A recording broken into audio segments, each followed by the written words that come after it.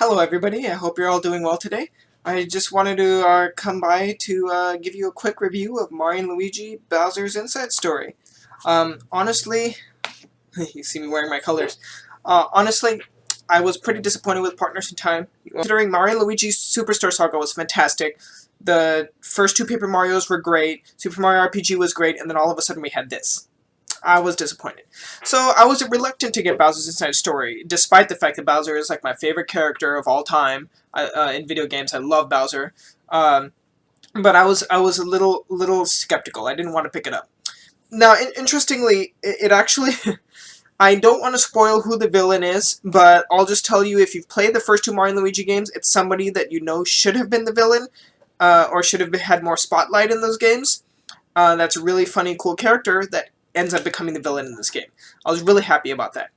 The story progresses pretty much very cliche, basic, not very exciting. It's, from point A to point B, something happens that leads you to do this, that leads you to do that, but it's really like a short-lived story, which actually kind of makes sense, Really the point is you're trying to stop this villain from doing bad things. And that's it. And then you go through a few steps, there's obstacles that come in the way that set you back, and then eventually you get to that point, and that's it.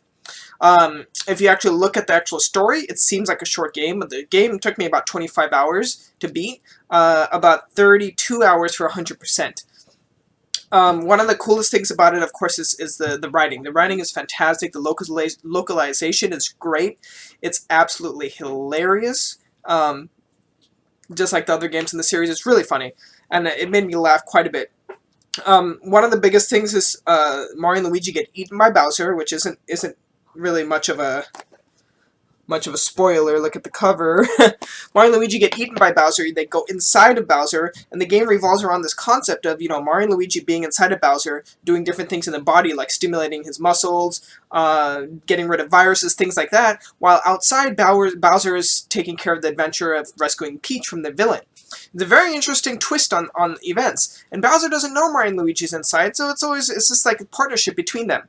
Now, eventually, you will be able to get out of Bowser's body and do things, but I don't remember, since I've been playing this over a long period of time, I don't think they ever interact directly until, that I can remember in the main game.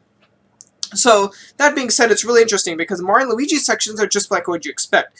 It's straightforward platforming with RPG aspects, with a little bit of exploration, and the combat's very much like the other two games for them, which really revolves around, pressing A and B to jump or hit with a hammer in order to try to dodge or reflect attacks that are done to you, while using that same concept in order to enhance the attacks you do. Like if you hit with a hammer, if you press A at the right time as Mario, then when your hammer is shining, then boom, you'll hit for extra damage. When you're jumping, if right before you land on the enemy in the battle, you press the A button while you're Mario, boom, extra damage. Things like that when you're doing specific types of attacks and things like that.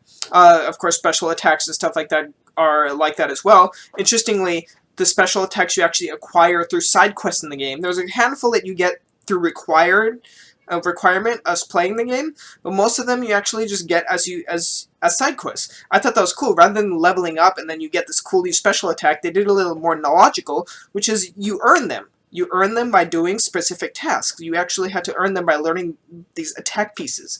I love that, actually. The exploration, it's about the same as Mario & Luigi Superstar Saga. It's not like a full-fledged super RPG like Golden Sun or the original Final Fantasy where it's really open world, you got a lot to do. It's a pretty focused zone. I don't have a map to show you, but it's not a big area, but there's enough to do so that you don't feel like you're constrained. You can always, most of the time, unless you're in like a very specific dungeon or something, you have the ability to traverse wherever you want, which was a really nice feature of the game. Also, once again, lacking in Partners in Time. But the concept of being inside Bowser was really nice, and that means Bowser takes forefront in this game. He is one of the main characters. He is pretty much a protagonist. Very nice. I love it. His attacks are really fun. It's very satisfying to use him. If you've ever played Super Mario RPG, you understand what I mean. He's just a powerhouse. And his approach to his gameplay is a little bit different. While you do have a little bit of platforming, it's a little bit more on puzzle solving, on using his strengths, like his ability to punch or shoot flames, things like that, in order to puzzle solve. He can't jump, so that's not something you can do, so platforming is out of the question. It's more of progression through puzzle solving. But then his combat is a little different because he's more powerful. So, you know, he can do a lot more powerful counterattacks. He can deal a lot more damage. He has a lot more HP. His special attacks are a lot more hard-hitting. So the combat is a little bit different when you're using Mario and Luigi versus using Bowser, which is very interesting. And Bowser, being Bowser, has a lot of neat tricks up his sleeve. For example, Mario and Luigi can stimulate his adrenaline, I believe it is, in order to make him grow really big. And then he gets into these really intense, huge battles with large things. I'm not going to specify what he fights, but there's a few of these battles. When you're in his body and you're stimulating him as Mario and Luigi, you actually have these little mini games that are there in order to stimulate his muscles or revive him or whatever, which was really nice, change of pace. I really like that it used all the aspects of the DS. You use a microphone, you use the touchscreens, you use both screens, you use all the buttons. It really showed you how they could use the system effectively in a fun way, in a non-gimmicky way, and make the game enjoyable. I loved it. It was fantastic how they pulled that off. There was just enough side quests to really make it interesting. There are these little creatures you can collect called Blittles, or Blitleys, I don't remember what they're called. They're little cat block things. Blitties, I think it is, like kitty and block together. And you capture them, and then if you get, essentially you can suck things in. And then they go into the body and the Mario and Luigi fight them. But if you suck in certain enemies, you may not suck in an actual enemy, but you can get these blitties. And then if you get all of them that are around the whole entire game and around the whole entire world, you'll actually unlock a special attack. Among other things, there's special beans that are hidden around the world, and it keeps progress of everything, so you know what you're missing and what you're not. One thing I hate about some games that they don't do that. So you have collectibles that actually boost your stats, and it tells you where these are, so you can explore for that. And there's a handful of other small sub-quests. There's a little bit of cameo appearances of some other characters from other games, including some of the guys from Mario and Luigi Partners in Time, which was kind of cool, and in Superstar Saga. So yeah, overall it was a very fun game, lengthy, well done. It's very beautiful, which was really nice. Actually, considering the time period it was made, I forget the year, 2009. So it was actually a very good looking game. It's very pretty, very vibrant, very colorful. The animations were very well done.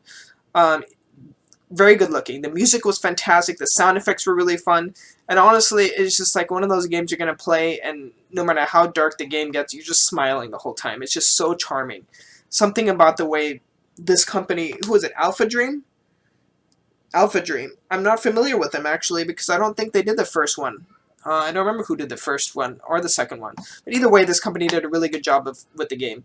And all in all, Bowser's Inside Story, one of my favorite my Nintendo RPGs of all time, to be honest, at this point. It was that good. So, what is the spiciness level of this? I would have to, honestly, the only downside I have to this is I could have been a little bit more side quests, and the gear system was a little lacking. Like, I never really felt the need to change out gear, which was kind of silly. Like, one of the best things about RPGs is getting new gear and really being cool. But for this, it was just like, okay, I buy the newest equipment. I did that about 3 times in the whole game, and I was set. Never had any problems with dying or anything like that. So that was a little disappointing. The pacing could have been a little better. There's a couple of parts in the game that are a little slow and boring. Overall, it's pretty fun, but there are some parts that could have been done better. Like, they could have approached the situation better, or maybe not made it as long. There's a couple other flaws here and there, but overall, those are the biggest things that really killed it for me. If those were solved, it would have been a perfect, but as it is, the spiciness level of Mario and Luigi, Bowser's Inside Story, I give it a spiciness of a 9. Thank you for watching, guys.